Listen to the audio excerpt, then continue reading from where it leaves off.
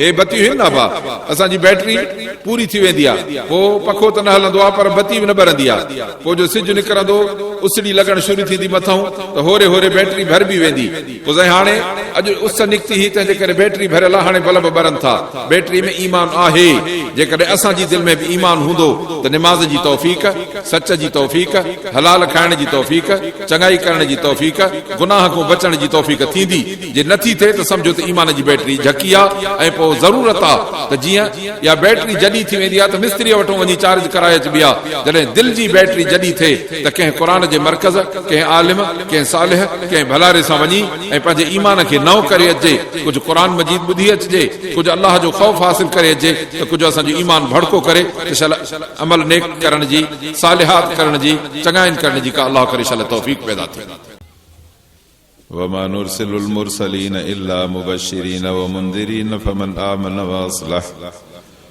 آمن وأصلح فلا خوف عليهم ولا هم يحزنون والذين كذبوا بآياتنا يمسهم العذاب بما كانوا يفسقون قل لا أقول لكم عندي خزائن الله ولا أعلم الغيب ولا أقول لكم إني ملك إن أتبع إلا ما يوحى إلي قل هل يستوي الأعمى والبصير أفلا تتفكرون وأنذر به الذين يخافون أن يحشروا إلى ربهم ليس لهم من دونه ولي ولا شفيع لعلهم يتقون ولا تطرد الذين يدعون ربهم بالغداة والعشي يريدون وجهه ما عليك من حسابهم من شيء وما من حسابك عليهم من شيء فتطردهم فتكون من الظالمين وكذلك فتنا بعضهم ببعض ليقولوا أهؤلاء من الله عليهم من بيننا أليس الله بأعلم بالشاكرين وإذا جاءك الذين يؤمنون بآياتنا فقل سلام عليكم كتب ربكم على نفسه الرحمة أنه من عمل منكم سوءا بجهالة ثم تاب من بعده وأصلح فأنه غفور رحيم وكذلك نفصل الآيات ولتستبين سبيل المجرمين قل إني نهيت أن أعبد الذين تدعون من دون الله قل لا أتبع أهواءكم قد ضللت إذا وما أنا من المهتدين قل إني على بينة من ربي وكذبتم به ما عندي ما تستعجلون به إن الحكم إلا لله يقص الحق وهو خير الفاصلين قل لو أن عندي ما تستعجلون به لقضي الأمر بيني وبينكم والله أعلم بالظالمين وعنده مفاتح الغيب لا يعلمها إلا هو ويعلم ما في البر والبحر وما تسقط من ورقة إلا يعلمها ولا حبة في ظلمات الأرض ولا رطب ولا يابس إلا في كتاب مبين وهو الذي يتوفاكم بالليل ويعلم ما جرحتم بالنهار ثم يبعثكم فيه ليقضى أجل مسمى ثم إليه مرجعكم ثم ينبئكم بما كنتم تعملون صدق الله العظيم سب صلاة شریف پڑھو اللهم صل على محمد وعلى آل محمد كما صليت على إبراهيم وعلى آل إبراهيم إنك حميد مجيد اللهم بارك على محمد وعلى آل محمد كما باركت على إبراهيم وعلى آل إبراهيم إنك حميد مجيد عزت وارا مسلمان بھائی رہو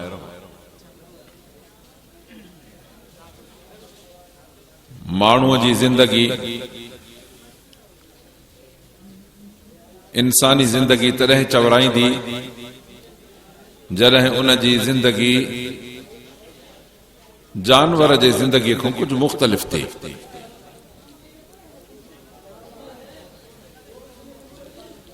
भेट त केतिरनि शयुनि में कराए सघबी त माण्हूअ जी ज़िंदगी कीअं जानवर जी ज़िंदगी कीअं पर थुल्हे लेखे हिकु ॿ ॻाल्हियूं त जानवर हलाल ऐं हराम जी पाबंदीअ खां ॿाहिरि आहे इंसान हलाल ऐं हराम जी पाबंदी कंदो, जानवर खे पाक ऐं पलीत शइ जी तमीज़ कान्हे। हलाल ऐं हराम जी ॻाल्हि ईअं ॿुधायांव त जेकॾहिं छॾींदव पंहिंजे ढोर ढगे खे तव्हां पंहिंजी ज़मीन में, त चरंदो चरंदो पंहिंजे गाह जे हूंदे बि पराई ज़मीन में वञी चरंदो, उहो हराम अथसि।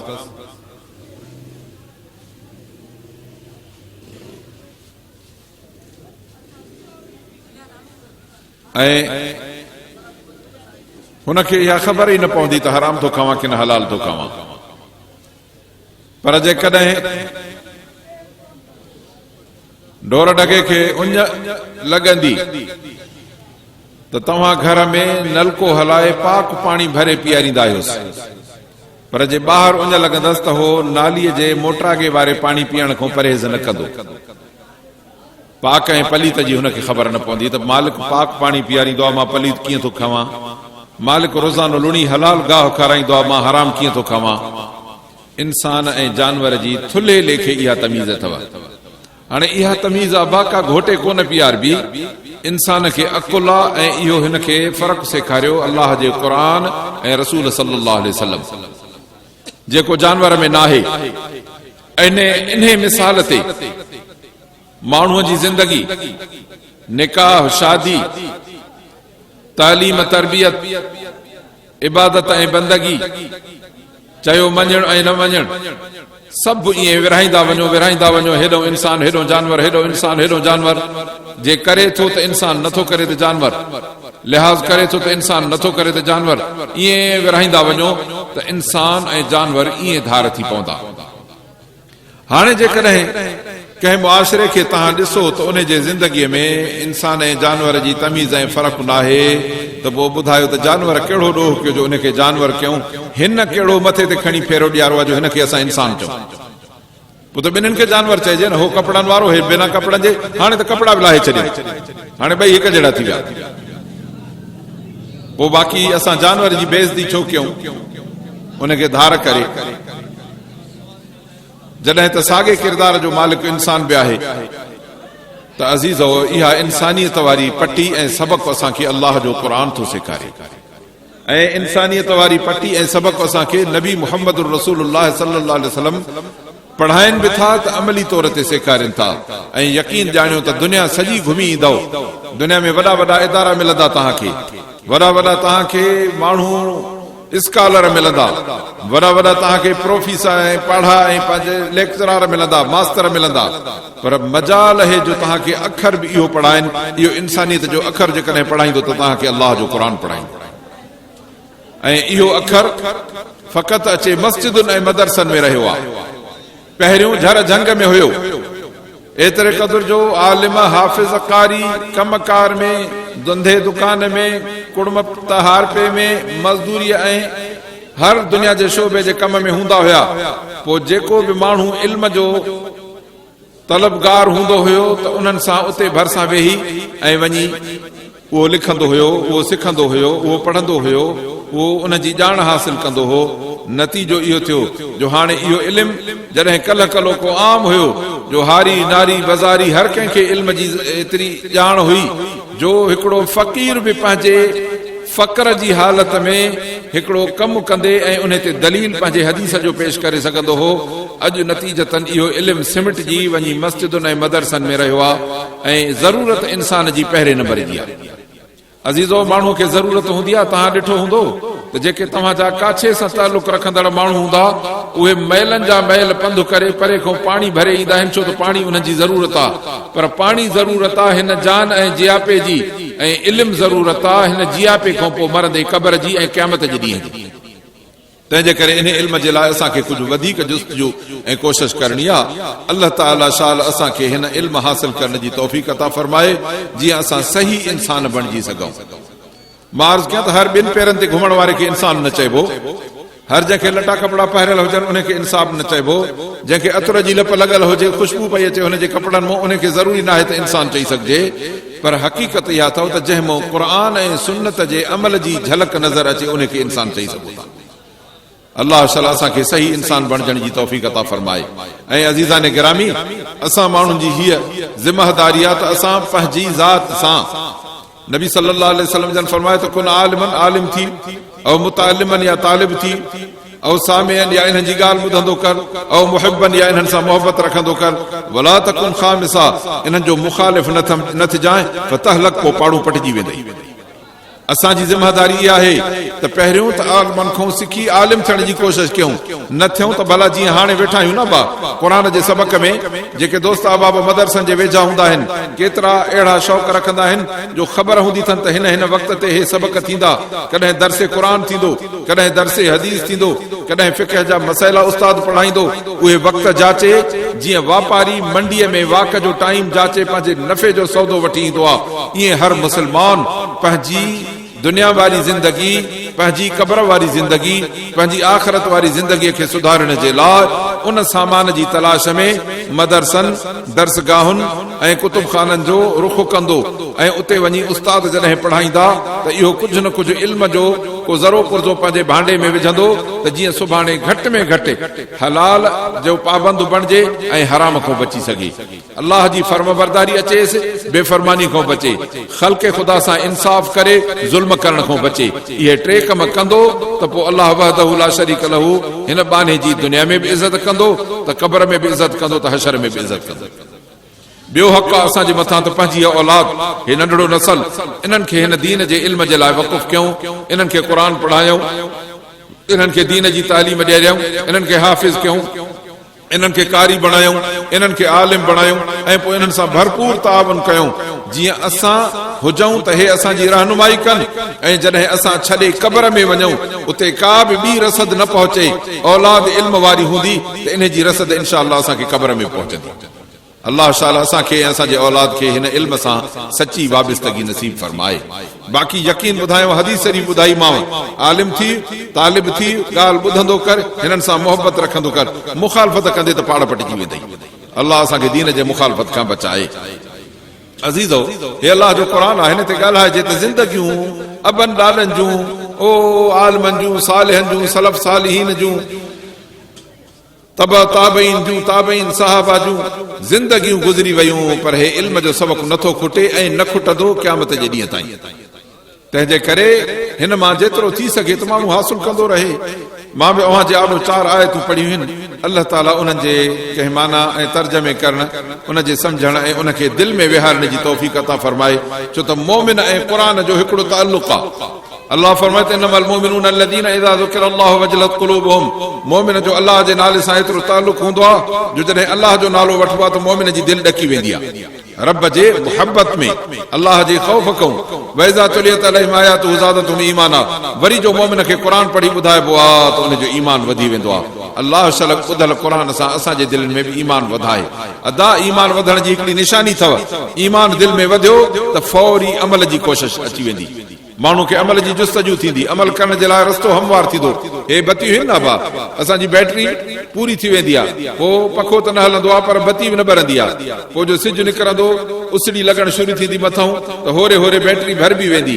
पोइ हाणे अॼु उस निकिती ही, तंहिंजे करे बैटरी भरियल आहे, हाणे बल्ब ॿरनि था। बैटरी में ईमान आहे। जेकॾहिं असांजी दिलि में बि ईमान हूंदो त निमाज़ जी तौफ़ीक़, सच जी तौफ़ीक़, हलाल खाइण जी तौफ़ीक़, चङाई करण जी तौफ़ीक़, गुनाह खां बचण जी तौफ़ीक़ थींदी।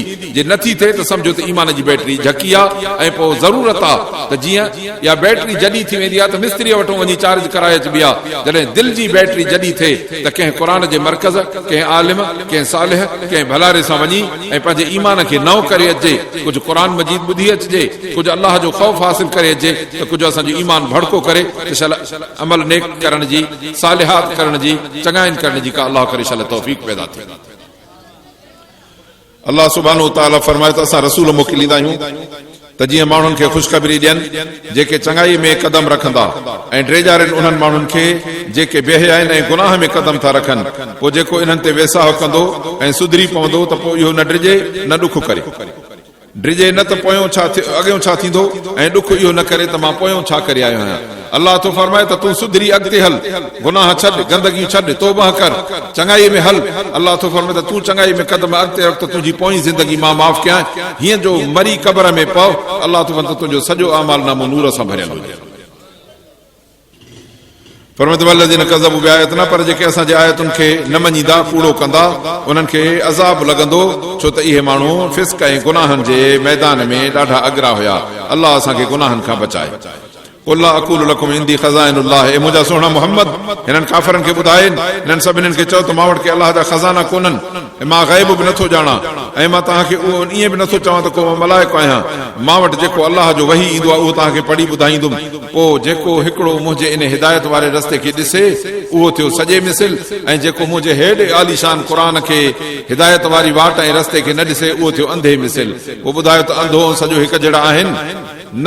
अल्लाह तो फरमाए थो तव्हां हिन क़ुरान ऐं नबी सुहिणे जे हिदायत ॿुधण खां पोइ अंधा कीअं था थियो? सजा थी पओ न। अल्लाह असांखे दिलनि ऐं अखियुनि जी सजाई नसीब फरमाए।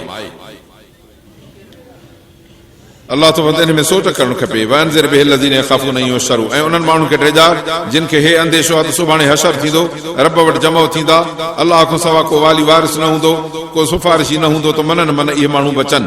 ऐं तूं जेके अल्लाह खां सवा ॿियनि खे पंहिंजो रब करे था मञनि, उन्हनि खे न तड़ींदो कर। सुबह ऐं शाम उहे अल्लाह जे रज़ामंदे पंहिंजे रब खे जेके माण्हू सॾनि था, फरमाए त कॾहिं बि उन्हनि खे पंहिंजी बारगाह मां ॿाहिरि न कढंदो कर।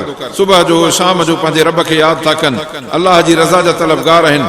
तुंहिंजे मथां उन्हनि जो को हिसाब कोन्हे, न तुंहिंजो हिसाब उन्हनि जे मथां को आहे। जेकॾहिं अहिड़नि माण्हुनि खे तड़ींदव त पोइ तव्हां नाइंसाफ़ थी पवंदव। तंहिंजे करे दीन जे वाट में हलंदड़ जेको बि माण्हू आहे, पोइ हज़रत साईं बाबे साईं फरमाईंदा हुया, तालिब इल्म हर हिकु जहिड़ा अबाही जे हथ में आंगुरियूं पंज मुख़्तलिफ़ आहिनि न, तालिब मुख़्तलिफ़ थींदा आहिनि। हिकिड़ा ज़हीन, हिकिड़ा होशियार, हिकिड़ा गबी, हिकिड़ा ज़की। पोइ जेकॾहिं तव्हां होशियार माण्हू चूंडींदा वञो ऐं जेके वीचारा जरड़ा हुजनि उन्हनि खे तड़ींदा वञो, हालांकि उहे बि अल्लाह जे रज़ा जा तलबगार, हो बि अल्लाह जे रज़ा जा तलबगार। ज़हीन खे कोड़े लॻायो, हुनखे धिको ॾियो।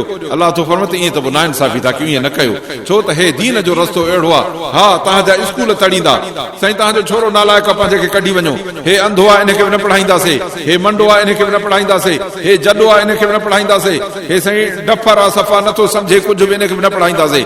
अल्लाह तो फरमाए तव्हां न पढ़ायो दुनिया वारो, पर जॾहिं अल्लाह जे क़ुरान ते ईंदा त इहे अंधड़ा, इहे मंडड़ा, इहे जॾड़ा, इहे गबी जिन खे तव्हां सम्झंदा आहियो, अल्लाह जे क़ुरान जी रहमत पवंदनि, दिलि में अहिड़ो नूर थी वेंदुनि जो हिते दुनिया में बि इहे सॼनि खां भला थींदा। असां वटि हूंदा हज़रत साईं कारी मोहम्मद अली मदनी रहमतुल्लाह अलैह, शिकारपुर वारा वॾा कारी, सिंध में क़ुरा जा उस्ताद, जीअं साईं कारी मोहम्मद मदनी रहमतुल्लाह अलैह हूंदा हुआ, इन्हनि वांगुरु अहिड़े क़िस्म जा कारी हुया जेके दुनिया खे क़ुरान पढ़ाईंदा हुआ।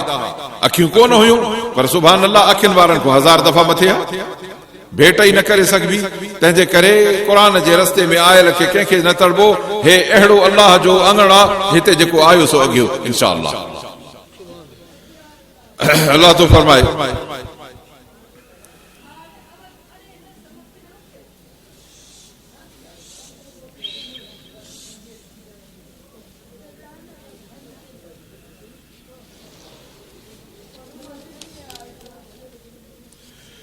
फरमाईंदा इन्हनि खे कॾहिं बि पाण न कढिजो, पोइ इहा नाइंसाफ़ी थींदी। वकदालिक फतन्ना बादहुम बिबाद, असां हिक ॿिए में इन्हनि खे आज़मायो आहे, इम्तिहाननि में विधो आहे। लियक़ूलू अहाउलाए मन्नल्लाहु अलैहिम मिन बैनिना, पोइ इहे जेके दुनिया जा चालाक ऐं होशियार माण्हू हूंदा आहिनि, बेदीन हूंदा आहिनि, पोइ ॾिसंदा आहिनि त अंधड़ा, मंडड़ा, जॾड़ा, ग़रीब, मिसकीन, दीनदार, पोइ अल्लाह जे रसूल वटि उहे इज़त पाइण वारा, पोइ हो चवंदा अदा बसि अल्लाह जो अहसान हिते हिननि जे मथां थियो, असांजे मथां अहसान कोन्हे। अदा जेकॾहिं तव्हांखे मस्जिद नसीब न आहे त तव्हांजे मथां अल्लाह जो अहसान कोन्हे। जेकॾहिं तव्हांखे क़ुरान खां दूरी आहे त तव्हां रहमत खां तड़ियल आहियो। जेकॾहिं तव्हांखे नबी सल्लल्लाहु अलैहि वसल्लम जे सुन्नत सां मोहबत न आहे त तव्हां अल्लाह जा तड़ियल आहियो। तंहिंजे करे पोइ इहे ग़रीब, इहे मिसकीन तव्हां खां 1000 दफ़ा भला आहिनि, हिते बि भला आहिनि त इहे अल्लाह वटि बि भला हूंदा। अल्लाह तो फरमाए वैदा जाअक लदीन युमिनून बिआयातिना, जॾहिं असांजे आयतुनि ते ईमान आणण वारा माण्हू अचनि तव्हां वटि, फकुल सलामुन अलैकुम, चवेनि त तव्हांजे मथां सलाम हुजे। रब तव्हां पंहिंजे मथां लिखी छॾी आहे पंहिंजे पाण ते त रहमत, त जेको तव्हां मूं अमल को जेकॾहिं गुनाह जो अमल बि करे विझंदो बेख़बरी में, पोइ तौबह कंदो, पोइ सुधरी पवंदो, अल्लाह गफ़ूर रहीम आहे। हिते हिकिड़ी ॻाल्हि ॿुधायांव त असां वटि हिकिड़ी आम माण्हुनि में बीमारी आहे, मां बीमारी चवंदुमि। को माण्हू निमाज़ नथो पढ़े, को चङो माण्हू हुनखे निमाज़ जी हिदायत ऐं तलक़ी न कंदो। को रमज़ानुल मुबारक थो अचे, अलाह ताला असांखे रमज़ान जे अदब एहतराम करण जी तौफ़ीक़ अता फरमाए। हे रजब जो महीनो आहे, विच में बाक़ी हिकिड़ो चंड आहे शाबान जो, उन खां पोइ इंशाअल्लाह रमज़ानुल मुबारक आहे। ऐं इहो उम्मत जे लाइ रहमत जो महीनो आहे, जो हर गुनहगार खे अलाह ताला ईअं जीअं सम्झो न वॾ फुड़े जी बरसाति अचे ऐं मेरो कचेलो माण्हू वञे रुगो बीहे हेठो त पाण ई धोपी वञे, ईअं अलाह ताला रहमत जी बरसाति आणींदो आहे। रुगो हीअं मुंडी ॾियण जी ज़रूरत हूंदी आहे त माण्हू रहमत खे मुंडी ज़रूरु ॾे।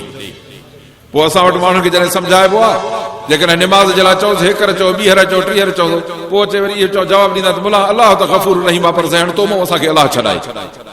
या रोज़े जे लाइ चवंदो, कंहिं चङाई जे लाइ चवंदो, कंहिंखे परदे जे लाइ चवंदो, कंहिंखे बेहयाई बुछड़ाई को छॾण जे लाइ चवंदो, अलाह तो त बिल्कुलु मां गफ़ूर रहीम आहियां।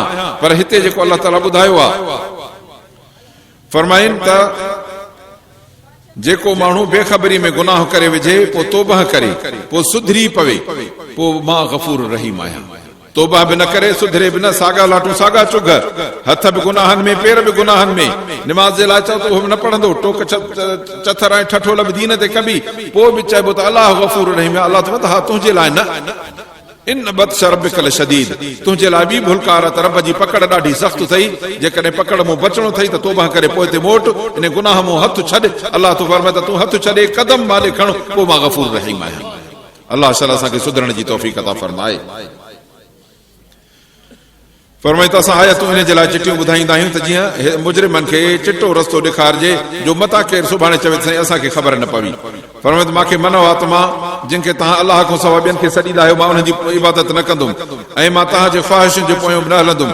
माण्हू अॼुकल्ह ख़्वाहिशुनि ते दीन था सम्झनि, जेके चवनि था त असां जूं ख़्वाहिशूं उहे ई दीन ते, गुनाह करणु हिननि जूं ख़्वाहिशूं दीन में, हुननि खे फतवा कढी ॾियो त गुनाह हिलाल आहिनि। हिननि जूं ख़्वाहिशूं त सूद व्याज खाई पेट भरनि ऐं पोइ बि हिननि खे फतवा कढी ॾियो त इहो सभु हिलाल आहे। अलाह तो फरमाए ईअं न थींदो। तव्हांजे ख़्वाहिशुनि ते जेकॾहिं केरु हलंदो त पोइ उहो तबाह थी वेंदो। चवेनि त ला तबिउ अहवाकुम, तव्हांजे ख़्वाहिशुनि जो न, बल्कि तव्हां असां सभिनी खे गॾिजी अलाह अलाह जे रसूल जे दीन जो ताबेदार थियणो आहे। पंहिंजी हलाइणी त तूं पंहिंजे ऑफिस में पंहिंजी न हलाईंदे, पंहिंजे स्कूल में पंहिंजी न हलाईंदे, बस में चढ़ी थो वञे न बा तूं कराची इन में तूं पंहिंजी न हलाईंदे, उन्हनि जे उसूल ऐं क़ाइदे जो जेका सीट तोखे ॾींदा उन ते वेहंदे। जेकॾहिं हेठि थुक उछलाइण को झलींदई त उहो त तूं न उछलाए सघंदे, ऐं जेकॾहिं का बीहंदा हलंदा त उहो जिते पंहिंजे मर्ज़ीअ सां, उते तुंहिंजी पंहिंजी मर्ज़ी न हलंदी। बाक़ी अलाह ताला जे दीन जे बारे में पंहिंजी मर्ज़ी, अलाह तो फरमाए त न, रब ताला जे आॾो तोखे पंहिंजूं ख़्वाहिशूं छॾे, हलाल ऐं हक़ अलाह ॾिनो आहे, उन खां सवाइ बाक़ी हराम खे छॾणो पवंदी, कामयाबी तॾहिं थींदी। तॾहिं अलाह तो फरमाए चवनि त मां तव्हांजे ख़्वाहिशुनि जो ताबेदार न थींदुमि। जे ईअं थियुमि त पोइ त मां बि भुलिजी वियुमि ऐं पोइ हिदायत वारो मां बि न थींदुमि। चवनि त इन्ही अला बईनत मिन रब्बी, हे रब जे तरफ़ां चिटो हिदायत जो दलील आहे क़ुर। तव्हां जे इनखे नथा मञो त पोइ तव्हां घुरो था अज़ाब, सो अज़ाब मां वटि कोन्हे, फ़ैसिलो अलाह जो हलंदो। अज़ाब ॾेव उहो ॾेव, रहमत करियो उहो रहमत करियो। मुंहिंजो कमु आहे क़ुर पहुचाइण, मां पहुचायो कुसल हक़। अलाह ताला हक़ जी ॻाल्हि ॿुधाए थो, उहो ख़ैरुल फ़ासिलीन, फ़ैसिले जो हक़ वरी बि अलाह वटां, मां वटि हक़ कोन्हे। मुंहिंजो कमु आहे क़ुर ॿुधाइण, मञींदव त भला थींदव, न मञो त तव्हां ॼाणो अलाह ॼाणे। चवेनि त जेकॾहिं तव्हां जंहिंजी शइ जी तकड़ था कयो, अज़ाब घुरो था, जे मां वटि हुजे ऐं मां न खणी ॿुधी अज़ाब जी खोलियां त मामिलो ई पूरो थी वञे। ऐं अलाह ज़ालिमनि खे ॼाणे थो, ग़ैब जूं चाबियूं अलाह वटि आहिनि, को नथो ॼाणे।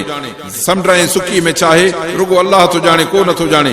को पन बि झंग में किरंदो आहे, को दाणो ज़मीन में कारिन ऊंदहिनि में पयल फुटंदो आहे, सुको हुजे या आलो हुजे, इहो सभु अलाह ताला वटि हिकिड़े किताब में लिखियलु आहे। उहो रब आहे जेको तव्हांखे राति जो मौत ॾींदो आहे ऐं सुबुह जो उथी घुमंदा फिरंदा आहियो, पोइ कंहिं वक़्तु मुक़रर ताईं हलाईंदो आहे जीअं तव्हांजी ज़िंदगी पूरी थिए। पोइ यकीन ॼाणियो त सभु मोटी अलाह वटि वेंदव, पोइ ख़बर ॾींदव त कहिड़ो कमु कयो अथव। तंहिंजे करे हिन पंहिंजी थोरी ज़िंदगीअ में पंहिंजे रब खे राज़ी कयूं। इन खां पोइ अदा तमामु वॾी ज़िंदगी आहे क़बर जी, इन खां पोइ अञा वॾी ज़िंदगी आहे आख़िरत जी। दुआ आहे त अलाह ताला शाल असांखे क़बर ऐं आख़िरत वारी ज़िंदगीअ जे इस्लाह जी तौफ़ीक़ अता फरमाए। उहा पैसनि सां न ठहंदी, उहा आसूदगी सां न ठहंदी, उहा रियासत उहिदे ऐं वॾेरप सां न ठहंदी, उहा अलाह अलाह जे रसूल जी बंदगी ऐं सुन्नत जे इतिबा सां ठहंदी। अलाह असांखे पंहिंजी बंदगी पंहिंजे रसूल सोने जी ताबेदारी नसीब फरमाए। ऐं इहा मिलंदी क़ुर सां, इहा मिलंदी सुन्नत सां, इहा मिलंदी दीन पढ़ण ऐं पढ़ाइण सां। अलाह शाला असांखे इहा नसीब फरमाए। व आखिर दावाना अनिल हम्दुलिल्लाहि रब्बिल आलमीन।